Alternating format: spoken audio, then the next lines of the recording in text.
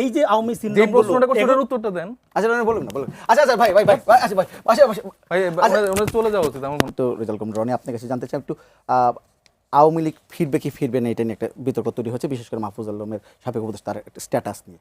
আসলে এই সময়ে এসে এই আলোচনাটা কতটা প্রাসঙ্গিক এবং আসলে কি আওয়ামী লীগ ফিরে আসার কোনো আশঙ্কা আছে কিনা? জি, আওয়ামী লীগ ফিরে আসার আশঙ্কা আছে বলতে আওয়ামী লীগ দলগতভাবে ফেরার কোনো সুযোগ নেই, যেহেতু একটা গণ অভ্যুত্থানের মধ্যে দিয়ে বিতাড়িত শক্তি, কিন্তু আওয়ামী লীগ ইজ দেয়ার।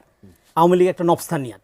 এই যে যারা আপনার ভিকু সিনড্রোম যেটা বলে রাজনীতির, যারা হলো পলিটিক্স অফ ভিকটিমহুড, একটা মাইর খাবে, মাইর খাওয়ার আয়োজন করবে, হ্যাঁ, নিজেরা মবের মধ্যে থাকবে, এনার্কিস্ট তৈরি করবে, হ্যাঁ, তৈরি করার মধ্য দিয়ে তারপর ওই ভিকটিমহুডটাকে পুঁজি করে একটা রাজনীতি করার চেষ্টা করবে। এইটা আওয়ামী লীগের সিনড্রোম। তারপরে মাইরাও জিতবে, কাইন্দাও জিতার চেষ্টা করবে, হ্যাঁ। তো এই জন্য দেখবেন যে আপনি এর আগে প্রশ্ন করছেন আসিফ মাহমুদ সজীব ভাই, আমরাও ভায়োলেন্স করতে পারি, তার মানে তারা পলিটিক্সটাকে একটা এই জায়গায় নিয়ে যেতে চায়। আরেকটা হলো এটা হলো গ্রেট ম্যানুপুলেটর, এখানে যারা ওদের হয়ে কথাবার্তা বলে, মানে ব্যক্তি নির্বিশেষে কম বেশি সবাই, দু একজন ব্যতিক্রম বাদে, এখন আর ব্যতিক্রম দেখা যায় না। আমি যাদেরকে ব্যতিক্রম মনে করছিলাম তারাও ব্যাপকভাবে, হ্যাঁ, তাদের চরিত্র দেখাইছে। তারা যেটা করে সেটা হলো যে ম্যানুপুলেট করে। যেমন আপনি যে প্রশ্নটা করবেন সেই প্রশ্নে তারা থাকবে না, তারা ধরেন সালাউদ্দিন ফোবিয়াতে ভুগবে। এখানে আজকের আলোচনায় সালাউদ্দিন কোনো প্রসঙ্গ নাই, ইস্যু নাই। সে গেল কোন দিকে?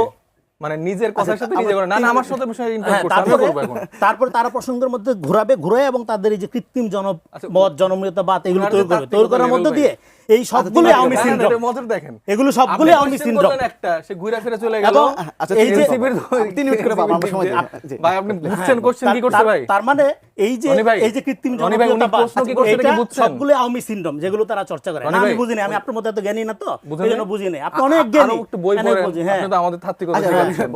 তো সেই এই যে আওয়ামী যে সিনড্রোম প্রশ্নটা করছে ওটার উত্তরটা দেন। আচ্ছা বলুন না বলুন। আচ্ছা ভাই আচ্ছা ভাই ভাই ওনার চলে যাওয়া উচিত আমার মনে হয়, কারণ উনি কথা বলতে পারেন না। আচ্ছা বসেন প্লিজ।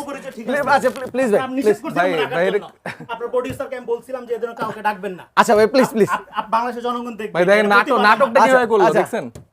রনি ভাই হ্যাঁ আচ্ছা রনি জন্ম প্লিজ পরিচয় ঠিক ছিল না কিনা দেখেন। প্লিজ ওনার ওই জন্ম পরিচয় না আলাদা জায়গায় আবার চলে যাচ্ছে।